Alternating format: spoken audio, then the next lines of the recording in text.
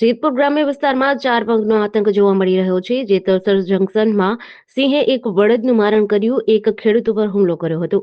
જેતલસર જંકશનના સીમ વિસ્તારની વાડીએ સિંહે એક બળદનું મારણ કર્યું અને ખેડૂત ઉપર પાછળથી હુમલો કર્યો હતો. જેતલસર જંકશનની સીમ વિસ્તારમાં તનસુખભાઈ ઠુમ્મર બાઇક લઈને ખેતરે મજૂર બોલાવવા જતા હતા, ત્યારે તુવેરના પાકમાંથી અચાનક સિંહે ખેડૂત પર હુમલો કર્યો હતો. સિંહે ખેડૂતના હાથના ભાગે અને સાથળના ભાગે ઈજા પહોંચાડી હતી. સિંહ ખેડૂતને ઈજા પહોંચાડતા ખેડૂતે રાડારાડી કરતા સિંહ નાસી છૂટ્યું હતું. ઈજાગ્રસ્ત ખેડૂતને જેતપુર પ્રાઇવેટ હોસ્પિટલમાં સારવાર અર્થે ખસેડાયો છે. ખેડૂતને સાથળના ભાગે 8 જેટલા ટાંકા આવ્યા છે. સિંહે એક બળદનું પણ મારણ કર્યું છે.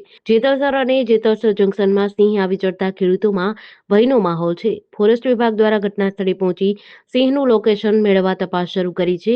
ખેડૂતોની માંગ છે કે સિંહોને તાત્કાલિક ફોરેસ્ટ વિભાગથી દૂર લઈ જવામાં આવી.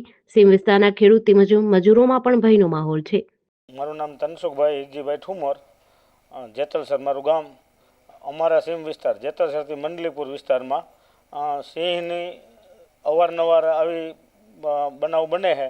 હું બાજુવાળાની વાડીએ મજૂર કહેવા માટે જતો હતો અને પાછળથી મારી ઉપર એટેક કર્યો અને મને પછાડી દીધો અને હાથમાં 6 થી 7 ટાંકા આવ્યા છે અને પગના ભાગમાં ઈજા કરી છે. અને એક સિંહ મેં જોયો છે અને બાજુમાં મોટો તુવેરના ઘેરામાં જતો રહ્યો. અને અમારા વિસ્તારમાં સિંહનો ઘણા ટાઈમથી આવી રીતે બરાબર અવારનવાર બનાવ બનતા રહીએ. હા, ભય તો હોય જ ને. મજૂર લેબર વર્ગ હોય અમારા વિસ્તારમાં કામ જ ન આવે ને. એને એમ થઈએ કે આ વિસ્તારમાં આવી બધી ફરિયાદો છે તો આપણે એ બાજુ જવું જ નથી. એ લોકો આવી ગયા છે અહીંયા. હવે એ લોકો એનું જે કંઈ કાર્યવાહી હોય એ આગળ કરે તો સારું એમ. હવે એ તો વાત તો અમને એવી હતી કે કાલની તારીખનો જેતલસર જંકશનમાં આવો બનાવ બનેલો છે. અમારી ઉપર બનાવ બન્યા પછી અમને ખ્યાલ આવ્યો છે. હવે જે કાંઈ હોય બરાબર મીડિયાને બરાબર ફોરેસ્ટ ખાતાને ખ્યાલ હોય. ભાઈની તો આજે અમે નજર સમક્ષ જોયેલું છે. અત્યાર સુધી છેલ્લા 1.5 વર્ષથી આ સિંહના ધામા અમારા ગ્રામ્ય વિસ્તારની અંદર છે. બાજુનું ગામ છે રૂપાવટી છે, એમાં અવારનવાર જોવા મળે છે. ટીમડી ગામ છે એમાંય જોવા મળે છે. મંડલીકપુર ગામમાં જોવા મળે અને જેતલસરથી મંડલીકપુર રૂટમાં અવારનવાર જોવા મળે છે. અમે અનેક વખત ફોરેસ્ટ વિભાગને રજૂઆતો કરી, પણ ફોરેસ્ટ વિભાગ ભોર નિંદ્રાની અંદર પોઢી ગયું હોય એવું લાગે છે.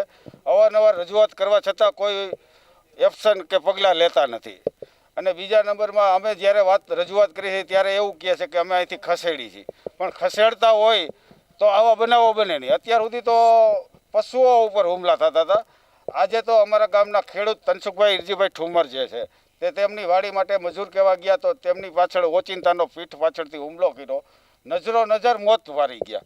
કુદરતની કોઈ એવી દેર હશે તો એ બચી ગયા, પણ આ છેલ્લા 1.5 વર્ષથી અમે આ બાબતે અનેક વખત રજૂઆતો કરી અને ભયનો માહોલ એવો ફેલાયો છે કે મજૂરો પણ હવે અહીંથી જતા રહેવા માંગ્યા.